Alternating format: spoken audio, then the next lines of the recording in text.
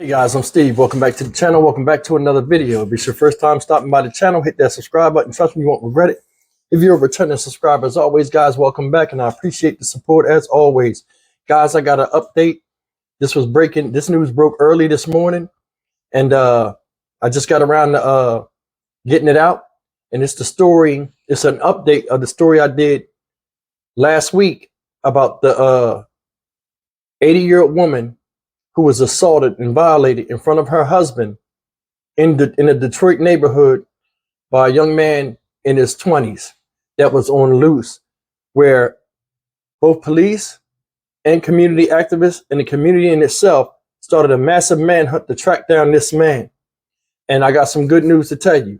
They have found their suspect, and the suspect is as follows. It's this guy right here, Kenneth Davis Jr. Now, I didn't say his age in the news clip, which I'm going to play for you guys in a second. But before I tell you about, I'll show you the news clip, I just want to say something real quick that warms my heart. Like I said before, I give the city of Detroit props and all those that were involved in catching this piece of crap. People like this should not be on the street, nor should anything like this happen to anybody that's in the twilight of their life and just trying to enjoy life day by day. What this man did to this woman, and presumably there's a hitch, guys. He supposedly had done this to another woman the day before he was caught, which was yesterday. And this woman is 65 years old. But I'm not going to really go into it. I'm going to let the news article explain everything. But I give the city of Detroit respect, and the rest of these cities around here need to pay attention and do what they did. They came together with the police. There wasn't no bumping heads. They were all collectively working together to get this common criminal off the street. So, city of Detroit, I give you a salute. You know what I'm saying? Here's the news article, guys. Check it out. Developments today in a horrific crime in Detroit. Police have arrested this man, saying they believe he sexually assaulted an 80-year-old woman last week. Fox News' Dave Kinchin has been working this story all day, and he's live for us tonight. Dave, what led investigators to the suspect? Well, this arrest is really the confluence of both the community out searching for this suspect, but really police announcing the suspect at 4 o'clock, and just 3 hours later, they had their person in custody. Just a very good day for the city of Detroit to take someone like that off the streets. Detroit police say they got their man, Kenneth Davis Jr., arrested in Rouge Park on the city's west side just a few hours after top brass identified him as a suspect in the rape of an 80-year-old woman more than a week ago. And on Tuesday, cops linked him to another rape of a 64-year-old woman. Just a great effort by everybody, all of our units, our violent crime task force partners, the FBI, our narcotics unit. Basically, we weren't going home until this guy's in custody. Chief announced about 4 o'clock, put him out, and he told them, turn yourself in, we will hunt you down. And that's what we did. Nobody going home that works in my units. Everybody's out here, and bad guy, a predator, out here. He's in custody. Commander Eric Decker of DPD's Organized Crime Squad walks us through how the arrest went down. Units out, surveillance, picked him up and led us to this location. He was with a known person. They were parked here and taken down. There was no injuries, no incidents. The arrest comes as a relief to many community leaders as well, who have also been on the hunt. I ain't gonna lie to you, Dave. I wish we would have caught him first. Zeke runs the grassroots group New Era Detroit. They've been getting the word out since the first attack. Man, we just happy that he off the streets. You know, we've been working relentlessly, you know, day in and day out. Monday, you know, it happened on a Sunday. We've been out here working since Monday. You know, a lot of people have been moving around. You know, I can speak for the whole community when I say that this was top priority on getting this guy off the street. Detroit police sources say DNA evidence led them to identifying Kenneth Davis Jr. as the suspect behind the March 26th attack on the 80-year-old woman at her home near the Southfield Freeway and I-96. Police say it started when he asked if she needed help with her packages. She said no, but he allegedly came back and entered the home through an open back door. Cops say he then asked for food and money. She told him to get out, only to be sexually assaulted moments later, according to detectives. That's a violent person So I'm going to go home and sleep good tonight. I hope everybody else does. Legendary Detroit rapper Trick has worked with police on the search, and he says they're not stopping with this case. We've become aware of other crimes that have taken place and other perpetrators in the same area. So it's a constant thing. We have to stay on it. We have to stay. It doesn't rest. We don't rest.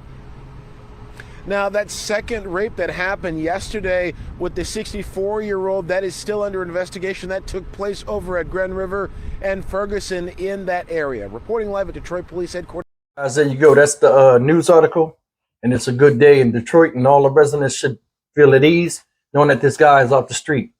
Now, let's get into the story a little bit. I'm confused a little bit where, it says he turned himself in at 4 hours after being identified. So I don't know if they identified him nationally, not nationally, but like on television.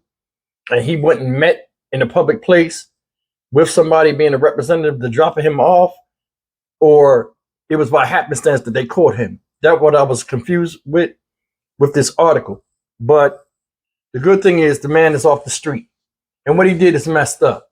You see what he said? This wasn't announced before. I thought, and a lot of you guys thought, that he knocked on the door or he just came in the back door and was like, hey, can I have some food or give me some money? What he did was a typical thing that a lot of people do when they skeevy. He asked the lady, I guess she was doing something in the back, taking out trash or something. Hey, you need help with your bags? No, I'm okay. And he realized when she went in the door, because he was watching, that she didn't lock it. And that's when he came up in there under the guise of wanting food and money. But he had an ulterior motive all along. And that's the thing that's messed up. Now, I done went over already about how horrific and, sad the story is, being that she had a husband that couldn't protect her because he was handicapped, and he had to witness this atrocity and atrocious assault on his wife. And he was powerless, and that in itself is messed up. And for this guy to do this in front of that man, it is messed up. But what's shocking to me is he said he's linked to another rape involving a lady that's 65 years old. And this happened the day before he was arrested. Man, I don't understand. I mean, and you try to go into a mode where you try to figure out why people would do that. He targeted elderly women. Not saying he should have targeted women or anybody, period. But, you're in your 20s and you're targeting people that are vulnerable and people that are old. These are grandmothers. And you don't know who their family is, who they know. And he's doing this stuff and then walking off like nothing's going to happen. You left your DNA. They say he left DNA evidence. A lot of you guys in the comment section said, well, why didn't they track him for the DNA evidence? I guess the DNA evidence just came back. Because remember, this happened last Sunday. That DNA evidence stuff, it takes a while sometimes, depending on what lab they send it to get the results. They ran his DNA, I think, this is my opinion, they ran his DNA through the database. And once they came up with the match, they showed the picture to the lady, and that's how they identified. Because let me tell you something, police do not come public and say your name and say you're wanted in this unless they have bona fide proof that you have something to do with it or you're the one that did the crime themselves. So you heard what the community activist said. I'm glad they caught him before we did. And I believe him, because doing something like that need to be taken, just like I say, an attack on one in the community is an attack on all of us. And they should have torn him apart. My thing is, how stupid are you? Supposedly, they seen him last week. He walked right by when they was doing the news report. I reported on that story too. And he ran away. Why didn't you leave town? It's like some people are just so, that's the stupidest thing. I don't know, maybe he wanted to get caught though. But I mean, the good news is the man is locked up. He's off the street. And this type of behavior should not be tolerated, nor any other behavior in neighborhoods. And this is a learning lesson for a lot of other communities and community activists. When the buttons are pushed in the community needs to respond en masse, whether it's working with or without the police. Surprisingly, with the police, because they have a database that, most of us don't have. And it's a good thing because it had a positive effect this time.